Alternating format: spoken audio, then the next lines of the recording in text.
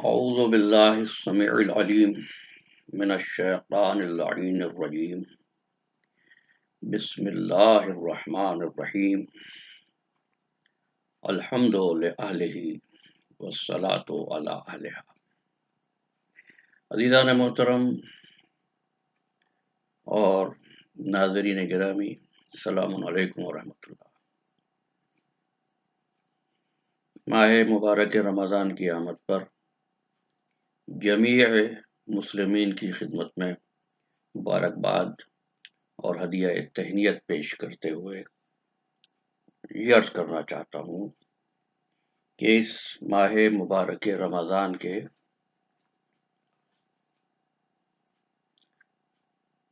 دنوں اور راتوں کو رب العالمین کی طرف سے دیے گئے مواقع طلب استغفار و مغفرت استعمال کریں، مستفید ہوں. یہ وہ بابرکت مہینہ ہے جس کی راتوں میں یہ ندا دی جاتی ہے کہ ہے کوئی ہم سے مغفرت طلب کرنے والا. وہ شقی ہی ہو سکتا ہے جو ماہ مبارک کے رمضان پائے اور پھر بھی اس کے گناہ باقی رہ جائیں. لیکن دو امور ہیں جس کو جاننا ہے.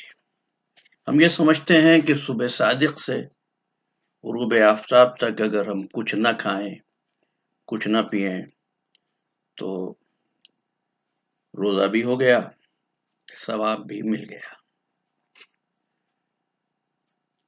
یہ ہاں ایک عنوان ہماری ایک نشست کا صرف ثواب ہوگا. لیکن اس وقت یہ عرض کر دوں کہ صرف بھوکے پیاسے رہنے یا خلاف معمول نیند اور بیداری کا نام روزہ نہیں ہے، صوم نہیں ہے. ارشاد ہوا یا ایھا الذین آمنوا کتب علیکم الصیام کما کتب علی الذین من قبلکم لعلکم تتقون. ہم نے تم پر روزے فرض کیے. اور پھر یاد رکھیے پچھلی نشست کے حوالے سے یہاں کتب علیکم الصیام کا مطلب یہ نہیں ہے کہ لکھا ہوا، یہاں مطلب ہے فرض کیے، واجب کیے تم پر روزے، جیسے پہلی امتوں پر کیے تھے من قبلکم. کیوں کیے؟ لعلکم تتقون، تاکہ تم متقی بن جاؤ. اچھا دیکھو،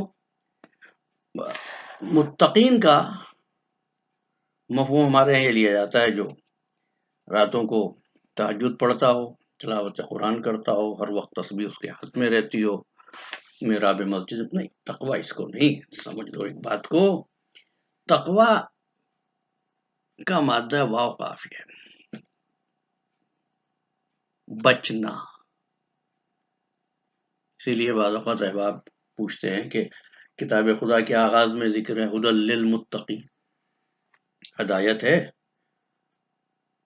متقین کے لیے. جو پہلے ہی متقی ہے اس کو ہدایت کی کیا ضرورت ہے؟ یہ لفظ کو نہ سمجھنے سے ہے. واو کافی ہے، بچنا. آپ دعا میں بھی کہتے ہیں وقنا عذاب النار، ہم کو عذاب النار سے بچا.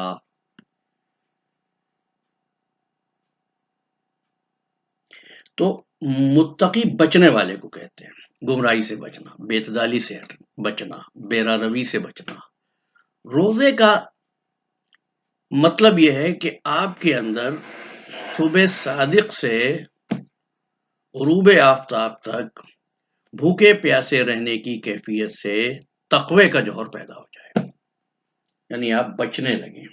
یہی وجہ ہے روزے میں کھانا حلال چیزوں کا بھی آپ کو کہا جاتا نہ کھائیں. تقوی کچھ کرنے کا نہیں، کچھ نہ کرنے کا نام ہے.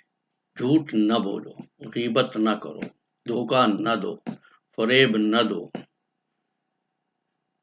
اور اللہ حضر قیاسا جتنی وہ چیزیں جو برائی پیدا کرتی ہیں. اچھا، اب احباب یہ پوچھتے ہیں کہ بھائی ہمیں بتا دیجئے کچھ تسبیح ہم پڑھ لیں شب قدر میں یا ہر نماز کے بعد اور ہمارے گناہ معاف ہو جائیں. اب یہ کہ ہم یہ بھی نہیں جان رہے، اصل میں یہ سوال جو ہے خود اس امر کی دلیل ہے کہ ہمیں یہی نہیں پتا گناہ کیا ہوتا ہے، غلطی کیا ہوتی ہے، لغزش کیا ہوتی ہے، معصیت کیا ہوتی ہے۔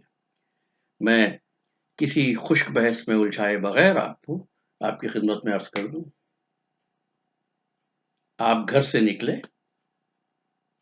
اور منزل مقصود پر جانے کے بجائے غلط راستہ لے لیا، غلط ہائی وے لے لیا، غلط فری وے لے لیا اور راستہ بھٹک گئے، اب منزل نہیں مل رہی۔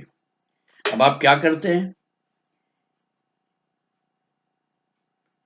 آپ ایک مرتبہ ڈائریکشنز کو پھر دیکھتے ہیں، کسی جاننے والے کو فون کرتے ہیں، اس سے راستہ پوچھتے ہیں کہ بھائی میں بھٹک گیا ہوں، مجھے بتاؤ میں کس طریقے سے پہنچوں؟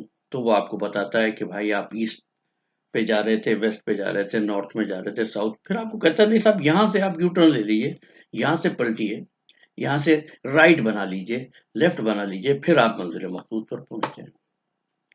وہ جو آپ راستہ بھولے وہ گناہ تھا، اور جو اب آپ نے یو ٹرن لے کے نیا راستہ اپنایا یہ توبہ تھی۔ اب اگر آپ پھر اسی راستے پہ چل پڑیں جس راستے کی وجہ سے آپ منزل سے دور ہوئے تھے، تو پھر تو یہ اس اصلاح کا، اس ٹیلی فون کا، اس ہدایت کا جو آپ نے دوست سے، جاننے والے سے حاصل کی، کوئی فائدہ نہیں ہوا نا، آپ تو پھر بھی غلطی کر رہے ہیں۔ عزیزان محترم، بس یہی ہے گناہ اور یہی ہے توبہ۔ جب آپ کو یہ احساس ہو جائے کہ میری زندگی ویسی نہیں ہے جیسی احکامات قرآنی میں بیان کیا گیا ہے، میری اسلوب حیات ویسا نہیں ہے جیسا کہ تعلیمات خداوندی اور تعلیمات نبوی میں ہم کو بتایا گیا ہے، جب یہ احساس ہو جائے تو یہ احساس گناہ، پھر آپ اللہ کی کتاب سے، احادیث سے رہنمائی حاصل کرتے، روشنی حاصل کرتے، اور پھر سوچتے ہیں، جیسے وہ اس مثال کو ذہن میں رکھیے کہ اب یہ گناہ دوبارہ نہیں ہوں گے۔ تو تسبیح پڑھیں، دعا پڑھیں، میں نہیں روکتا، اور میری مشکل یہ ہے کہ بھائی سے تنگ نظر نے مجھے کافر جانا، اور کافر یہ سمجھتا ہے مسلمان ہوں میں، تو میرے جملے ابیوز نہ ہوں، میں دعا پڑھنے سے نہیں روک رہا، تسبیح پڑھنے سے نہیں روک رہا، استغفار کرنے سے نہیں روک رہا، لیکن کہنا یہ چاہتا ہوں کہ جوہر استغفار کا، توبہ کا یہ ہے کہ جو غلطی آپ پہلے کرتے ہیں وہ اب نہ کریں۔ اگر ماہ مبارک رمضان کے بعد آپ اسی امر کے پابند ہو جائیں کہ آئندہ میں نماز صبح پڑھوں گا، غافل نہیں ہوں گا، تو یہ توبہ ہے۔ اسی طرح اگر کسی معصیت یا بے اعتدالی آپ کی زندگی کا حصہ تھی تو اس سے باز آ جائیں، اور اگر ماہ رمضان کے روزوں کے بعد آپ نے اس وظیفے کو اپنی زندگی پر نافذ کر لیا، خدا کی قسم روزے بھی قبول ہو جائیں گے اور آپ کی مغفرت بھی ہو جائے گی۔